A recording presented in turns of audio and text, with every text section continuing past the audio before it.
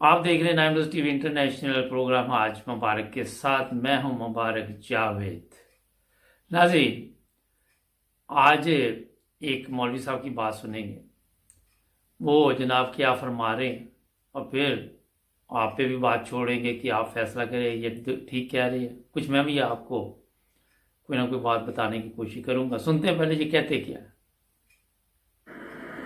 आप काले जूते पहनना छोड़ दें और तारीख लिख लें। एक हफ्ते के अंदर आपके घर के मसाइल के अंदर नरमी आ जाए, आपके हालात बेहतर हो जाए। यानी ये हदीस है, ये हज़रत सरकार मियां शेर रब्बानी रहमतुल्लाह ताला अलैह ने जिनको सुनाई है, हमने उनसे सुनी है। दो तीन वास्ते फरमाया, जो बंदा काला जूता पहनता है उस पर यूं मुसीबतें आती हैं जैसे आसमान से बारिश उतरती। बअम्र मजबूरी स्कूल, कॉलेज, ऑफिस, इन जगहों पे जाना हो तो ठीक है, इसके अलावा कॉलेज। अच्छा, मैंने कहा कि ये आजकल जनाब फेसबुक पे, सोशल मीडिया पे मौलवी साहब ने अब ये काम शुरू कर लिया। काला जूता पहनना नहीं चाहिए। आप मार्केट में जाएं, आपको सबसे ज़्यादा ब्लैक जूता नज़र आएगा। आप लोगों को देख लें, ये अंग्रेज़ हैं, जर्मन हैं, जो लोग भी हैं, इन्होंने जनाब ये काले जूते पहने होते हैं और कोई किसी किस्म का मसला नहीं है। ये सिर्फ इन्होंने लोगों ने, ये मौलवियों ने, कोई हदीस नहीं इसके मतलब, कहीं पे भी नहीं फरमाया हुआ किसी ने भी। मगर जो जाहल अवाम है आगे से सुबहान अल्लाह कह रही है। आगे से उनको इतनी अकल नहीं है कि पाकिस्तान में आप चले जाएं, हिंदुस्तान में चले जाएं, किसी मुल्क में भी चले जाएं, तो आपको जनाब जो लोग भी हैं अच्छी ज़िंदगी भी गुजार रहे हैं, खुशहाल ज़िंदगी गुजार रहे हैं, और वो बड़े बड़े अफीसर भी हैं, फ़ौजी भी हैं, पुलिस वाले भी हैं, दूसरे भी लोग हैं, वो जनाब अगर मुसीबत आती है उन पर, तो मौलवी साहब आपकी अकल को वैसे ना मेरे अफसोस हो रहा है कि इतनी अकल नहीं आपको कि कोई ऐसी कहानी लोगों को सुनाएं जो मानने के काबिल हो। क्योंकि ठीक है, आपकी बात ये वो मान रहे हैं, वो बेचारे सादा लोग हैं और उनको आप किस चक्कर में डाल रहे हैं। वो जिनके पास काली जूती होगी वो बाहर फेंक देगा, वो जाहल लोग हैं वहाँ पे, वो बेचारे पता नहीं किस तरह गरीब लोग जूता खरीदते हैं। नई से नई कहानी आप लोग लेके आ जाते हैं। तो ये बड़े अफसोस की बात है। आपके वज़ीर आज़म वो भी काली जूती पहनते हैं, आपके जितने लोग भी हैं वो काला जूता पहनते हैं। वो मुसीबत तो आप लोगों पे आई हुई है ना। गरीब को आप कहानी सुना रहे, गरीब पे तो वैसे ही मुसीबत कोई ना कोई आई रहती है। जब वो आपकी बातें सुनेगा और उस पर अमल करेगा तो मुसीबत तो आ जाएगी ना। जब उसको आप कहेंगे ये काली जूती नहीं पहननी, वो जाके फेंक के तो ब्राउन जूती ढूंढेगा, तो पैसे दोबारा खर्च करेगा, तो मुसीबत तो उस पर आ गई ना। तो ये चीज़ें नाजरीन, इन्होंने लोगों ने, ये मौलवी की आपको तस्वीर दिखा देंगे पीछे, ये ऐसे जालिम लोग हैं, इनको इतनी समझ नहीं है कि लोगों को इस तरह गुमराह नहीं करना चाहिए, लोगों को नहीं बताना चाहिए। ये बेचारे लोग इस काबिल हमारे नहीं है कि इनमें अक्ल हो, इनमें समझ हो, इनमें कोई ऐसा शौर वाली बात हो कि ये समझ सके। तो खुदा का वास्ता मैं तमाम उलमा को जो इस तरह के दर्स देते जाए आके, इस तरह की बातें, इस तरह की हदीसें, उनको चाहिए कि कोई खुदा खौफी करे। आपने मरना भी है और क्यों लोगों को गुमराह करते, सोचने वाली बात है। और ये यहाँ पे नहीं रुकेगा ये मौलवी, आपको मैं बता दूँ और भी चीज़ें लेके आएगा कि आप पे इसलिए अज़ाब आया। ये जादू टोने का एक इन्होंने चक्कर इसीलिए चलाया हुआ है कि लोग इनकी बातें सुनते हैं। और आज यही वजह है कि ये अल्लाह ताला से दूर हो चुकी मखलूक। हम जो अहमदी हैं ये काली जूती भी पहनते हैं, काला कोट भी पहनते हैं, हमें तो कोई मुसीबत नहीं आती। अल्लाह ताला के बेशुमार फजल है। मौलवी साहब, ये आप पे क्यों मुसीबतें आती हैं? क्यों आप सबसे बड़ी मुसीबत बने हुए हैं अवाम के लिए, लोगों के लिए? आपको इस्लाम का पता नहीं है। आप जो इस्लाम बताते हैं वो सिर्फ शिरक की बातें आप आके बताते हैं। वहां नई नई चीज़ें, कहानियाँ ऐसी ऐसी वहाँ से लेके आते हैं जो इंसानी दिमाग जो अक्लमंद है, ये अंग्रेज़ आपकी बात सुन ले तो वो आपको कहे कि यार ये तो हम समझते थे कि थोड़ी बहुत ही इनमें शायद समझ अक्ल हो, वो तो कहेंगे बिल्कुल ही पैदल लोग हैं आप, जैसा कि आप हैं भी, मैं आपको बता देता हूं। और वहां पे मैं इससे भी सोच रहा था कि क्या कोई मौलवी भी नहीं जो इसका जवाब दे, कोई मौलवी भी नहीं जो इसको आके बताया कि यार ये किधर ले गए हो तुम, ठीक है तुमने अपना सोशल मीडिया पे लोगों को कहानी कोई सुनानी है, कोई पुरानी कहानियां सुनाते रहो, कौन सा लोगों को पता है, ये शिरक की बातें ना बताया करें, उसे आप कोई फर्जी कहानी सुना दें और फिर कहना कि इसकी हदीस है। और यही चीजें हैं जो आपको जो है वो आपके तो जो दिमाग है उनको नहीं खोल रही, नहीं समझ रही। जब मैं कहता हूं कि एमडीए देखे, जमात अहमदिया के प्रोग्राम देखें, आपको कुछ समझ आए, आपको पता चले कि शिरक से कैसे बाहर निकला जाता है, शिरक की जिंदगी कितनी गुनाहगार है, तो फिर आप वो भी नहीं देखते। फिर जा जाके ये कह देते हैं जनाब उन्होंने ये चैनल पे, वो वहां से भी आप झूठ बोलते हैं।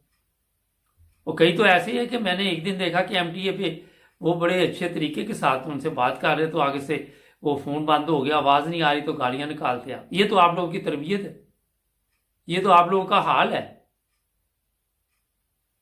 और ये मज़ार, ये जो भी आपने वहां बनाए हुए हैं, वहां पे यही शिरक की बातें बताई जाती। अगले दिन एक पता नहीं कहाँ पे था वो जनाब, यहाँ जी बिश्ती दरवाज़ा खुलने लगा और लोगों को वहाँ पुलिस वो क्या नाम है डंडे मार रही थी, और वहाँ जी बिश्ती दरवाज़ा अपने नाम आपने रखे हुए हैं। तो अगर पाकिस्तान में अहमदी कह देते कि हमने ये बिश्ती मकबरा है, तो वहाँ आपको इतराज़ात शुरू हो जाते, वहाँ पे भी इतराज़ात नहीं ना होने चाहिए। अब बिश्ती दरवाजे का क्या मकसद है, वहां सिर्फ शिरक सजदे करते लोग आ मुरादे अपनी वहां से। यार क्या आप लोगों की हालत है, अल्लाह ताला से मांगो जो मांगना है। तो ये चीजें जो उलमा ने इन लोगों को बताई है, ये कोई इस्लामी तालीमात नहीं है। कोई कुछ कह देगा, कोई कुछ कह देगा, सिर्फ अपने सिस्टम चलाने के लिए आपने जो दिल करता है वो आके तकरीरें शुरू कर देते हैं, जो दिल करता है आके लोगों को बताना शुरू कर देते हैं। शर्म करनी चाहिए आपको कम से कम।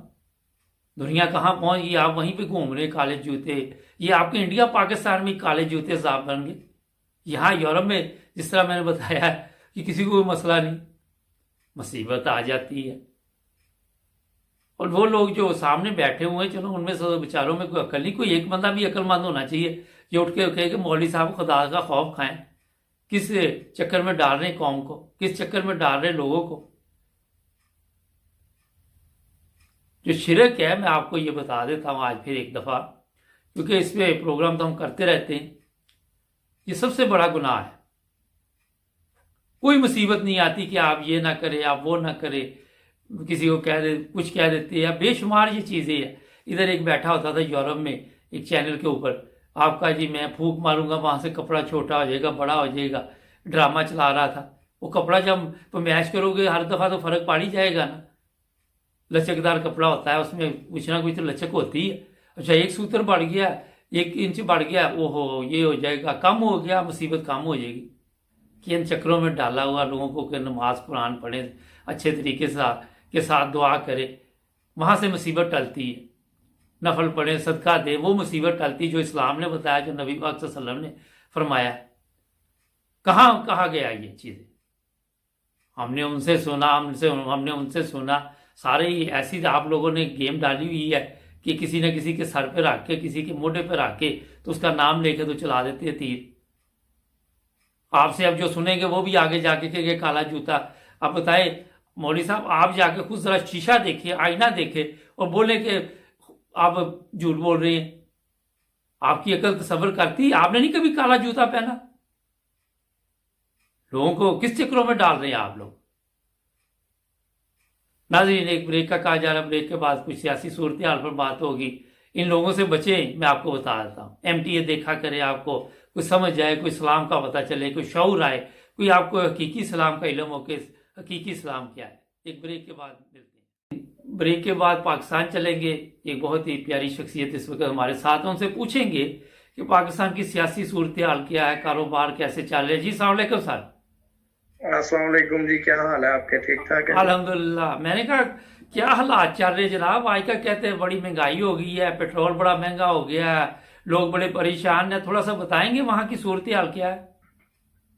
हाँ जी, ये पेट्रोल ने तो एक जो है ना वो बस इकोनॉमी पे भी बड़ा असर डाल दिया, और उस वजह से हर तरफ जो है ना हालात खराब हुए हैं। कह रहे हैं जी कोई हमारी सब्जियां महंगी हो गई हैं, कोई राशन महंगे हो गए हैं, हर चीज पे महंगाई हो गई है। पेट्रोल का तो असर पड़ा ही है। अच्छा ये बताइए कि आप पाकिस्तान में रहते हैं, प्रॉपर्टी की कीमत सुना बहुत ऊपर जा रही है रबुआ में और दूसरे शहरों में, ये कहाँ तक सही है बात। बस जिसको जरूरत है बेचने की वो बेच रहा है, जिसको जरूरत है खरीदने की वो खरीद रहा है। ये तलब रसदी है जो इकोनॉमिक्स में हम पढ़ते होते थे, वही सामने आ रही है। उसके अंदर यही होता है कि जो जिसको पसंद है कोई चीज, रेट तो बढ़ ही रहे हैं, क्योंकि जैसे हालात खराब हो रहे हैं ना पाकिस्तान में, अहमदियों के खास तौर पे, जी ठीक है, उसकी वजह से जो रवा में एंटर हो रहे हैं, नई फैमिलियां आ रही हैं, उनकी बड़ी प्रॉब्लम है। एक तो किराए पे मकान, और दूसरा उनकी रिहाइश के लिए जो मकान है ना, एक छोटी फैमिली के लिए 5 मरले का मकान, 10 मरले का मकान, वो बड़ा प्रॉब्लम है। अच्छा रबुआ तो अब उस काफी वजह से भी रबुआ तो काफी बड़ा हो गया सुना है, अहमदनगर और दूसरा इधर वो काफी तहराबाद और पता नहीं क्या क्या एरिया है वहां पे चला गया है, तो वहां भी मकान ये प्रॉब्लम चल रही है प्लाट मकान की। जी जी, ये इसी तरह ही है कि जो जरी जमीन थी ना जी वो सकनी रिहायशी उन्होंने कर दी ना, अच्छा और जो जो जरी जमीन और फिर रिहायशें बढ़नी शुरू हो गई, उस वजह से जो टैक्सीज बढ़ गए और रेट बढ़ने शुरू हो गए। जो लाख 1.5 लाख रुपए मरला के लाती थी, वो इस टाइम जो है 3 लाख, 2-2.5 लाख ऐसे चल रहे हैं, ठीक है। अच्छा तो जो रवा की साइडों पे कमेटियां, मुजाफाती कमेटी के अलावा जो चीजें हैं, जैसे ये आ गया तहराबाद आ गया, और दारुशुकर का एरिया जो दरिया के पास दार नसर वाली साइड पे, शायद आपको याद हो, जी जी वो वाला एरिया जहाँ पे ज्यादा घर अपने अहमदियों के हों, और फिर वहाँ पे आबादी बढ़नी शुरू हो जाती है। तो इस तरह ही अहमदनगर भी काफी तादाद में आबादी बढ़ रही है, कुछ नई कॉलोनियां भी कटी जा रही हैं, अच्छा ये लोग खरीदारी भी कर रहे हैं, और साथ साथ ये भी है कि महंगाई भी है। अच्छा ये जो एक वक्त था पाकिस्तान में रबुआ जो जैसे सैलाब आ जाता था और इर्द गिर्द के जो फैक्ट्री एरिया का एरिया था और दूसरे वहाँ पे लोग मुतासर होते थे, अभी भी वही सिलसिला या कोई बेहतर है हालात। नहीं, अब हालात तो इसी तरह के हैं कि पानी तो नहीं आया, सैलाब का अंदेशा जो था वो अभी तक तो इस दफा भी नहीं आया। तो उस हिसाब से जहाँ पे पानी वगैरह फैक्ट्री एरिया का नीचे जो एरिया होता था, जी जैसे पानी गुजरता था, वहां पे अब दोबारा प्लाटिंग कटिंग भी हुई है, प्लाट बिकने शुरू हुए हैं, और कुछ घर ऐसे बन गए हैं, बड़े बड़े घर, जिनकी वजह से जो पानी का कटाव है वो चेंज होना शुरू हो जाएगा। अच्छा अब आगे चली जाएगी और जगह, जैसे जैसे आबादी होती है। लेकिन ये बताइए कि वहाँ जो प्रॉपर्टी की कीमत बढ़ रही है, इसकी वजह क्या हो सकती है आपके ख्याल में वैसे। इसकी वजह यही है कि जैसे सब तंग हैं, कुछ बाहर जाने के ख्वाहिशमंद हैं, कुछ बेच के बाहर जा रहे हैं, ठीक है, एक बड़ी वजह ये भी है। और बैंकों का लोन जो है, बैंक जो एक देते हैं ना परसेंटेज, उसमें कोई कमी आ गई है, ठीक है। इस वजह से लोगों के कुछ इन्वेस्टमेंट वो कह रहे हैं कि हमें कोई मकान किराए पे हम बना के दे दें या प्रॉपर्टी की तरफ लगा दें, तो पैसा सेव करने के हिसाब से है ये सब कुछ। अच्छा जिन लोगों के पास इस पैसा वजह है से, वो हाँ इन्वेस्टमेंट कर रहे हैं वहां पे ना। हाँ जी, अच्छा एक सेफ इन्वेस्टमेंट है, जैसे सेफ है, कोई नुकसान नहीं है इसका।